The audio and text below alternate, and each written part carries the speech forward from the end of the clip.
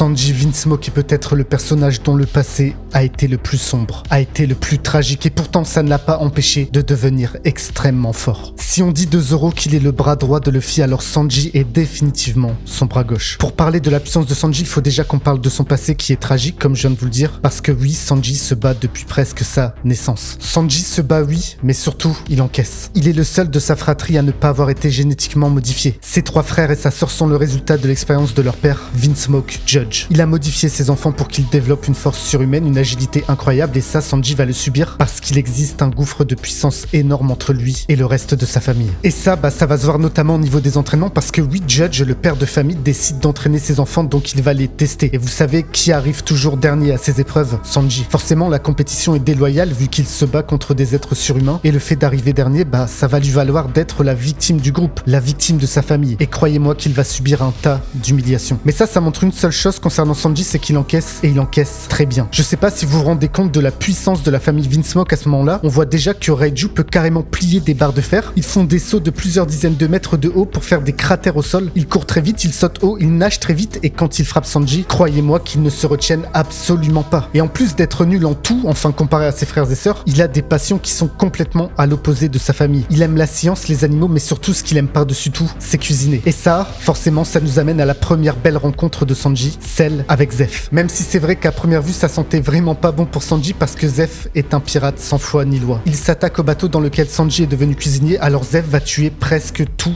l'équipage, sauf qu'il va se passer un petit truc qui va sauver la vie de Sanji. C'est que déjà Sanji va montrer qu'il est déterminé, il va prendre 2 couteaux de cuisine et d'ailleurs ça on en reparlera après parce que oui, Sanji est très habile avec les couteaux. Mais Sanji encaisse, il se fait un peu frapper dans tous les sens et ça change pas d'habitude parce qu'il a vécu ça toute sa vie, mais il va surprendre Zeph. Il va lui dire une chose, je veux trouver All Blue. Et ça, Zeph, il trouve ça très intéressant et il décide de l'épargner. Malheureusement, il va se passer quelque chose qui était vraiment pas prévu. Une tempête s'abat sur le bateau de l'équipage qui finit carrément dans l'eau et Sanji et Zeph se retrouvent tous les deux sur une île complètement déserte. C'est un vrai caillou, le truc, il n'y a rien dessus. Il n'y a pas d'arbres, il n'y a pas de végétation, il n'y a pas de nourriture, enfin si, il y en a, mais c'est Zeph qui possède toute cette nourriture. Mais le truc avec Zeph, c'est qu'il va faire croire à Sanji qu'il va partager cette nourriture en 2, sauf que non, il a tout donné pour Sanji et Zeph se retrouve donc avec rien et Sanji avec toute la nourriture. Alors pourquoi je vous dis ça, c'est parce qu'ils vont rester 85 jours sur une île complètement déserte. Et dans ce sac de nourriture, il y a juste assez pour survivre 25 jours. Et c'est donc ce que Sanji va faire, mais sachez qu'il reste encore 60 jours. 60 jours à tenir sans boire et sans manger. Et c'est là que j'insiste que Sanji est bel et bien le bras gauche de Luffy, parce que cette petite histoire, ça me rappelle celle avec Zoro, quand il était attaché au pylône et qu'il n'avait pas à boire ni à manger pendant 9 jours. Et faut savoir un truc sur Sanji, c'est qu'à l'époque, c'est un enfant. Il a même pas 10 ans et pourtant, il arrive quand même à survivre. Mais si je vous dis ça, c'est vraiment pas pour faire une compétition entre Zoro et Sanji, mais c'est surtout pour vous dire que Sanji a bel et bien sa place comme pilier des chapeaux de paille et ça, vous le verrez à travers toute la vidéo de toute façon. Donc la suite, vous la connaissez. Sanji va quand même voir Zeph pour lui demander de la nourriture. C'est vrai qu'à ce niveau-là, il avait vraiment pas pu résister et c'est normal, on comprend, c'est un enfant, il a vécu ce qu'il a vécu, il est affamé. Zeph n'avait en fait pas partagé la nourriture, il avait tout donné à Sanji. Son sac, c'était juste un trésor de l'or et en fait, Zeph va perdre sa jambe en l'honneur de Sanji. Mais si je vous dis ça, c'est parce qu'au travers de Zeph, on comprend que Sanji, c'est un mec loyal et encore, il y a un parallèle avec Zoro parce que oui, Zoro est un mec ultra loyal et Sanji, c'est la même chose. Il sait que Zeph a sacrifié sa jambe pour lui et c'est d'ailleurs pour ça qu'il va avoir beaucoup de mal à quitter le Baratie. Mais en parlant du Baratie, nous y voilà et on va vite comprendre que Sanji est vraiment très puissant pour un être humain normal. Déjà, la première des choses, c'est qu'il va régler le compte de Full Body. Il va tout simplement le soulever à une main. Et ça montre déjà à quel point il est fort physiquement et juste après ça, bien sûr, Sanji va éclabousser de son talent, notamment avec ses pieds parce qu'il va se débarrasser d'une dizaine d'hommes très facilement en utilisant des techniques de jambes ultra rapides. Et là, si on parle de la puissance de Sanji, il faut avouer une chose, c'est que dans l'arc Baratie, Sanji va plus encaisser que mettre des dégâts. Il va certes rivaliser avec Pearl et combattre Gin, mais les combats en eux-mêmes sont vraiment pas exceptionnels. Non, ce qui est exceptionnel par contre, c'est qu'on voit que Sanji ne lâche jamais rien. Il se prend raclée sur raclée et il tient toujours et encore. Sanji, c'est un être humain normal, il s'est pas vraiment entraîné à l'art du combat pendant tout ce temps. Lui, ce qu'il a peaufiné, c'est sa cuisine. Et pourtant, Sanji va briller pendant l'arc suivant, l'arc Arlong Park. Et ça va commencer très fort parce que Sanji va sauver Luffy en découpant un énorme morceau de bâtiment avec sa jambe. Non seulement Sanji va sauver Luffy, il va aussi sauver Zoro. Et en parlant de Sanji et Zoro, ils sont tous les deux présents sur cette magnifique boîte. C'est des cartes. Vous savez que dedans, il peut y avoir des cartes à plus de 1000 € et je vous en offre ce soir sur Whatnot. Et en plus de ça, je vous offre des petites figurines pour mes Matrix et Blox Fruits, évidemment, je vous ai pas oublié. Des peluches avec des codes de fruits permanents dedans. Whatnot, qu'est-ce que c'est les gars? C'est une application de vente aux enchères. Je serai en live à 20h ce soir. Vous avez 15 € offerts avec mon lien. Venez les gars, c'est trop bien. On va rigoler. À tout de suite les gars. Et maintenant, place à la vidéo. Parce qu'une fois que Zoro a réussi à vaincre Octo, il est complètement HS. Et Sanji, lui, vient de se faire frapper par Kurobi. Et croyez-moi que l'homme poisson n'est pas allé de main morte. Et si vous devez savoir une chose sur les hommes poissons, c'est qu'ils sont 8 fois plus forts que les êtres humains normaux. Et donc Kurobi va fracasser Sanji, l'envoyer à une dizaine de mètres. Et pour Kurobi, c'est simple. Sanji est mort, Sanji est KO. Et maintenant, il reste plus qu'à achever Zoro. Sauf que ça va évidemment pas se passer comme ça parce que Sanji a beau être à une dizaine de mètres, il est ultra rapide. En fait, il va arriver à une vitesse complètement folle, bloquer le coup et Kurobi le dira lui-même, Sanji est le seul être humain d'East Blue à s'être relevé après avoir encaissé un de ses coups de poing. Ah ouais, j'ai oublié de vous dire que pendant ce temps-là, Luffy est en train de se noyer. Mais vous savez qui va sauter pour le sauver, sachant qu'il va devoir très certainement affronter un homme poisson sous l'eau? Bah c'est Sanji. Sanji va pas hésiter une seule seconde à sauter pour sauver son capitaine. Alors si vous pensez que Sanji va réussir à vaincre un homme poisson sous l'eau, bah non, il va pas réussir. En tout cas, ce sera pas grâce à ses capacités physiques parce que malheureusement Sanji va faire ce qu'il sait faire de mieux à ce moment-là, c'est encaisser les coups, être résistant. Il va vraiment se faire détruire sous l'eau par Kurobi. Mais il faut savoir une chose sur Sanji, comme je vous l'ai dit tout à l'heure, c'est qu'il est très intelligent. Et s'il connaît bien quelque chose, c'est la cuisine. Et s'il connaît bien la cuisine, il connaît bien les poissons. Et il sait que si on souffle dans les branchies d'un homme poisson, il meurt. Ou en tout cas, il peut plus respirer sous l'eau. C'est exactement ce qu'il va faire contre Kurobi. Ça va pas le tuer, mais ça va l'affaiblir assez pour que Sanji sorte de l'eau et le combat hors de l'eau, c'est autre chose. Sanji, excusez-moi du jeu de mots, ne fait qu'une bouchée du poisson. Ça part à coups de poitrine, de côtelettes, de diable jambe, tout ce que vous voulez. Sanji éclate Kurobi. Et là où Sanji va encore une fois prouver qu'il est très intelligent, c'est dans l'arc Little Garden. Là, on est dans la maison de Mr. 3 et Sanji décide de prendre un petit thé tranquillement, sauf que quelqu'un l'appelle et ce quelqu'un se présente sous le nom de Mr. Zero, autrement dit Crocodile. Crocodile demande à celui qu'il pense être Mr. 3, bah en fait, vous avez compris, il s'agit là de Sanji, si l'équipage des chapeaux de paille a bien été tué. Et là, Sanji va recoller les pièces du puzzle et comprendre que Mr. Zero est l'un des 7 corsaires, qu'il s'agit sans doute de Crocodile, mais il sait pas vraiment qui est Crocodile à ce moment-là. Il se doute juste qu'il y a quelque chose à faire et donc il va se faire passer pour Mr. 3, littéralement. Il affirme à Crocodile que les chapeaux de paille sont morts. Il va même terrasser ces grosses bêtes qui viennent l'attaquer pendant qu'il est au téléphone, ce qui prouve déjà qu'il est puissant, même si là, on a plutôt une démonstration de son intelligence hors norme. Parce que vous vous doutez bien que si c'était Zoro ou Luffy au téléphone, la conversation ne se serait pas passée comme prévu. Et on aurait peut-être eu un Crocodile qui débarque à Little Garden pour terminer l'équipage des chapeaux de paille. Mais là où Sanji va combiner son intelligence et sa puissance physique, c'est contre Bonne Clé, dans l'arc Alabasta. Alors oui, évidemment, il y a un truc avec Sanji, c'est qu'il ne frappe pas les femmes. C'est contre ses principes et c'est tout à son honneur. Mais le problème, c'est qu'on est dans une œuvre fictive et dans One Piece, il y a énormément de femmes mal intentionnées. Il y a même des gens qui se font passer pour des femmes, dont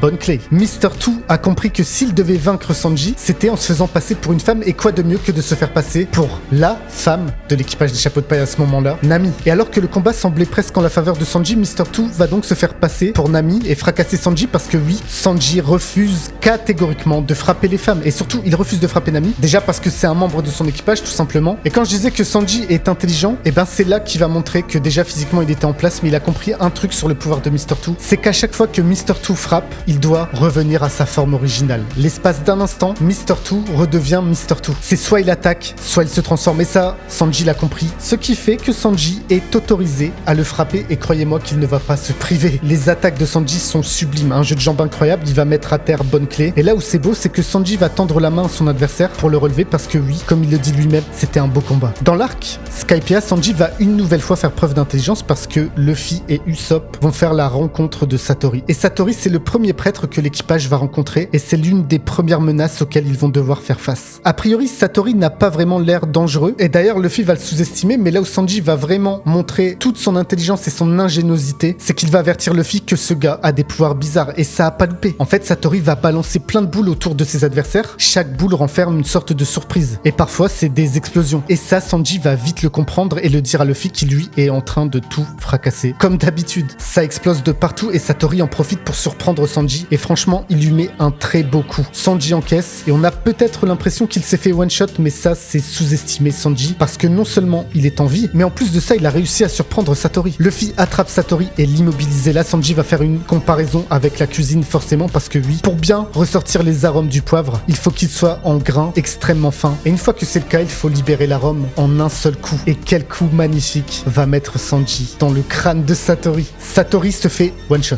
Alors je vous l'accorde, c'est pas forcément ouf, sachant qu'ils étaient à plusieurs sur le même personnage. Mais Satori, ça restait quand même une belle menace à l'époque. Et le fait que Sanji soit parvenu à le one shot, ça prouve encore une fois qu'il est très puissant. Mais là où Sanji va marquer les esprits, c'est son combat contre Ener. Il faut clarifier un truc sur le combat contre Ener, c'est que normalement l'équipage des chapeaux de paille n'était pas du tout censé vaincre Ener. Que ce soit Sanji, Zoro, Nami, qui vous voulez, la seule chance qu'ils ont eue, c'est que Luffy soit l'adversaire naturel du tonnerre de l'éclair en étant un homme caoutchouc et donc immunisé au pouvoir d'Ener. Mais ça, Sanji le sait très bien qu'il a aucune chance et pourtant il va aller affronter Ener. Bon, déjà ce qui est fou dans cette scène, c'est que Sanji est bandé de partout. Il vient de se faire détruire par Ener juste avant et pourtant il fait face à lui et cette scène est l'une des premières scènes les plus importantes, les plus badass pour Sanji. En fait, Nami et Usopp sont littéralement en train de se faire tuer par Ener et d'ailleurs Usopp est sur le point de mourir, mais vous savez qui intervient? C'est Sanji. Il va mettre un penalty dans Usopp pour son propre bien évidemment, c'est pour le sauver parce qu'un éclair ultra puissant allait l'atteindre et là encore Sanji va prouver qu'il est très intelligent même dans les moments les plus chaotiques. Le fait d'avoir mis un penalty dans Usopp, ça l'a sauvé certes, mais c'est pas pour autant qu'ils sont hors de portée d'Ener. En fait,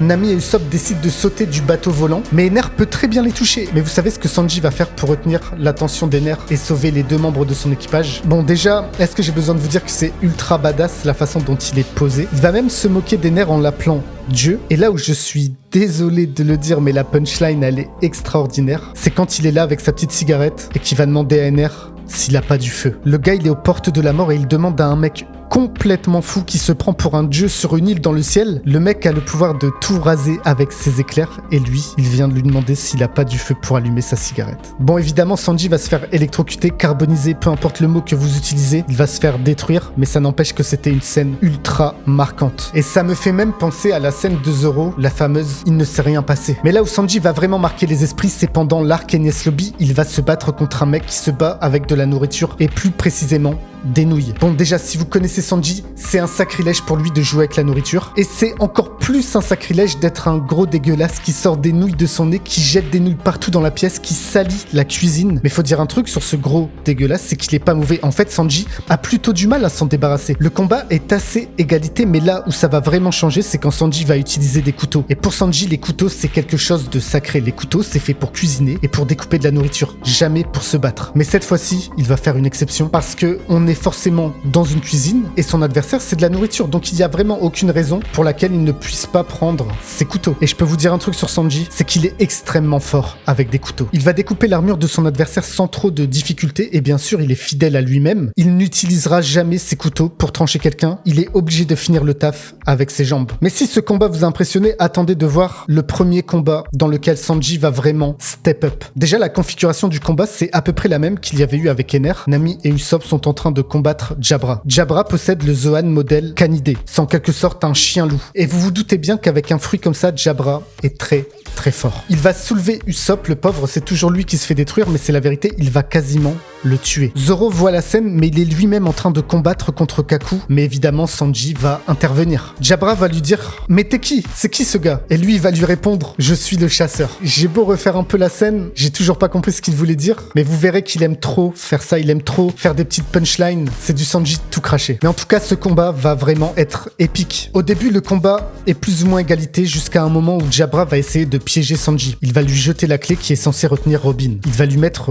la clé devant lui comme ça sur le sol et lui dire « Ok, si tu veux sauver Robin, t'as juste à prendre la clé, moi j'ai plus envie de combattre. » Mais les gars, vous savez très bien que Sanji est l'un des chapeaux de paille les plus intelligents. Et là où il va briller, c'est qu'il va réussir à retourner la situation. En fait, il va tout simplement faire croire à Jabra qu'il le croit. Alors pour ça, c'est simple, il va se diriger vers la clé et bien sûr, il va surprendre Jabra en lui envoyant un espèce de coup de pied uppercut. Et de là, le combat va continuer. Mais c'est maintenant la première fois que Sanji va utiliser son diable jambe. Autrement dit, sa jambe va devenir une jambe de feu. Et là, on peut vraiment se poser la question, est-ce que Sanji a commencé son changement génétique à ce moment-là? Parce qu'en théorie, aucun humain ne peut mettre sa jambe en feu et surtout résister au feu. Mais si vous pensez que ça, c'est un truc de fou, vous allez voir que Sanji a littéralement en lui l'équivalent de 5 ou 6 fruits du démon, et j'exagère même pas. Sanji va frapper Jabra et le premier coup de pied en diable jambe va littéralement briser les os de l'homme loup. Sanji va finir par vaincre son adversaire en enchaînant 2 coups de pied, avec bien sûr un coup de pied final badass, et c'est à partir de ce moment-là que Sanji va vraiment step up et va devenir vraiment incroyable. Dans l'arc Thriller Bark, on commence à en savoir plus sur la force de Sanji parce qu'il va combattre contre Absalom. Le combat est très bref, mais déjà on va savoir plusieurs choses. Sanji a réussi à coucher Absalom d'un seul coup de pied et Absalom pèse 300 kilos. C'est dire la puissance des coups de pied de Sanji, et ça, c'était juste un coup de pied normal. Bon, il y a aussi un truc pour lequel Sanji est énervé, c'est parce qu'Absalom lui a volé le seul fruit du démon qu'il convoitait, le fruit de l'invisibilité. Je vais pas vous faire de dessin, vous savez très bien pourquoi Sanji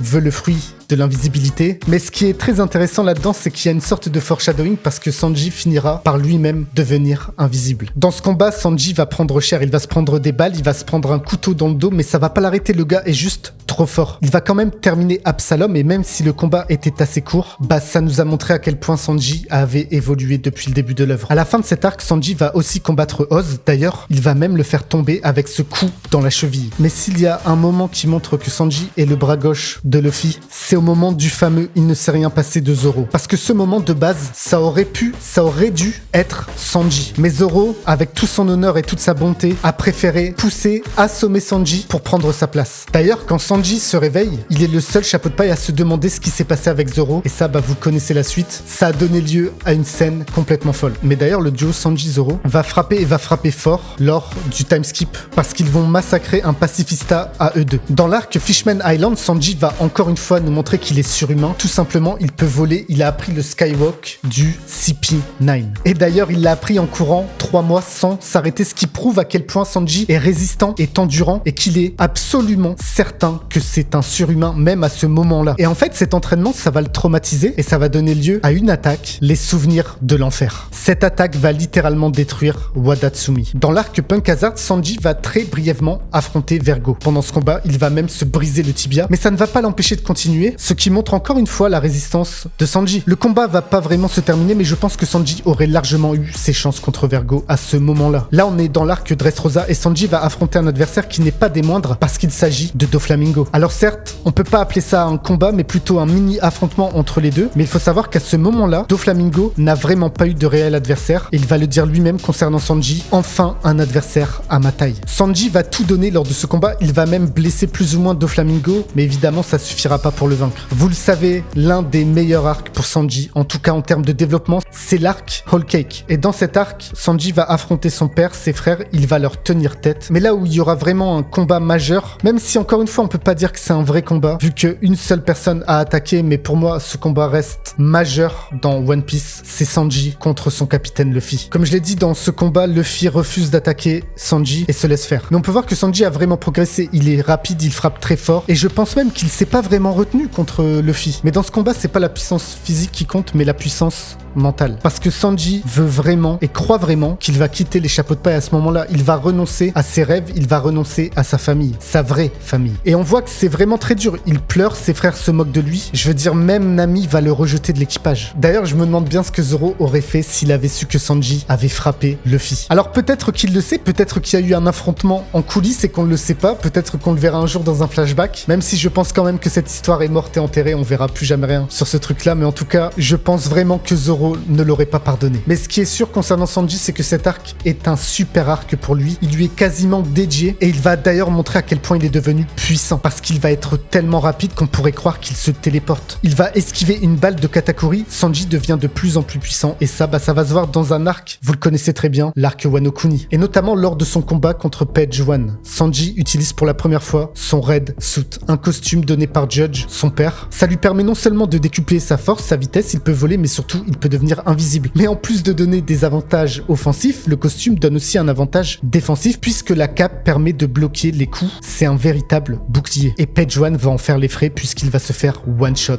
Et d'ailleurs, c'est pas le seul à avoir combattu Sanji parce qu'il y aura bel et bien un combat Drake-Sanji. Au début, on pourrait croire que le combat est à égalité, mais pas du tout parce que pendant le combat, une femme appelle à l'aide Hiyori. Et vous savez très bien que quand une femme appelle à l'aide, Sanji devient complètement fou, devient complètement puissant. Il est déterminé comme jamais. Ça lui donne un boost de ouf et je sais pas de quelle manière, mais Sanji va one shot Drake. Et là, on arrive enfin à l'arc de Nigashima. Je sais que vous l'attendiez depuis tout à l'heure. Sanji va briller de 1000 feux. Mais avant de parler du combat contre Queen, il faut qu'on rende hommage à des moments quand même badass de Sanji pendant cet arc. Je parlais bien sûr du moment où il sauve Momonosuke, ou alors le moment où il se fait torturer par Black Maria. Je sais qu'à cette époque, ça avait fait beaucoup parler le fait qu'il se fasse torturer, et qu'en soi, il soit faible, qu'il se laisse faire. Mais ça va complètement dans le sens du personnage. En fait, Sanji refuse de frapper les femmes depuis le début, et en plus de ça, sans cette scène, on n'aurait jamais eu la scène avec Robin. Mais clairement, le combat le plus mémorable à l'heure actuelle, c'est le combat contre Queen. Même si vous verrez que pendant l'arc Egghead Island, Sanji devient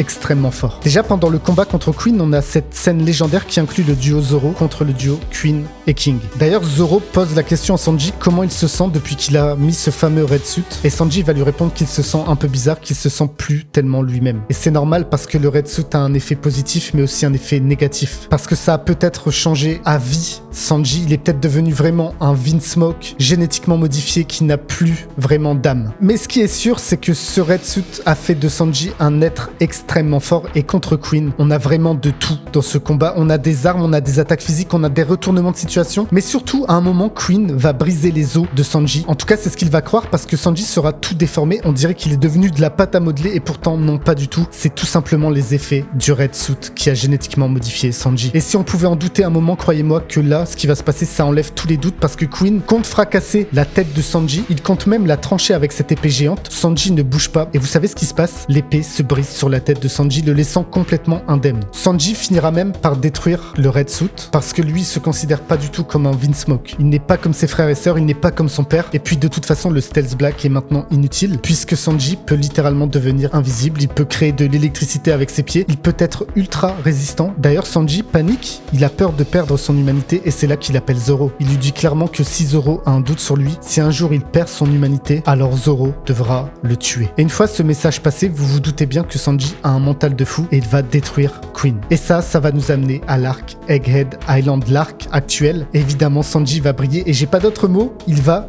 briller. Et en parlant de briller, on va parler de Sanji contre Kizaru, qui détient lui le fruit de la lumière. D'ailleurs, avant de se battre contre Kizaru, Sanji va brièvement se battre contre Saturne. Il va protéger Bonnie d'une attaque qui aurait pu lui être fatale. Mais cette fois-ci, c'est Kizaru qui compte achever Bonnie. Le laser est parti, c'est presque trop tard, mais non, Sanji intervient. Il est plus rapide que la lumière et il arrive à fracasser un rayon laser, chose qui est normalement physiquement impossible. Adieu aux lois de la physique, c'est les mots de Kizaru. Et les mots de Sanji, par contre, c'est que l'amour brille plus fort que la lumière. Je vous ai dit qu'il aimait trop les punchlines, et là encore, ça le prouve. Mais là où Sanji va surprendre tout le monde, c'est contre Nazujuro. Pendant longtemps, on a cru que ce doyen était l'adversaire de Zoro parce qu'il a un sabre, mais en fait, pas du tout. Sanji va une nouvelle fois sauver Bonnie contre le cheval squelettique. Il va lui envoyer un coup de pied uppercut qui a vraiment choqué tout le monde. Et le gars a encore frappé avec ses punchlines, ses petites phrases, c'est vraiment sa marque de fabrique. Il a dit: t'as cru vraiment que j'allais me retenir contre un vieux? C'est la piraterie ici. Et en parlant de piraterie, je vous invite à aller voir cette vidéo sur Zoro, c'est exactement la même que celle sur Sanji, et vous allez voir que Zoro est vraiment incroyablement puissant.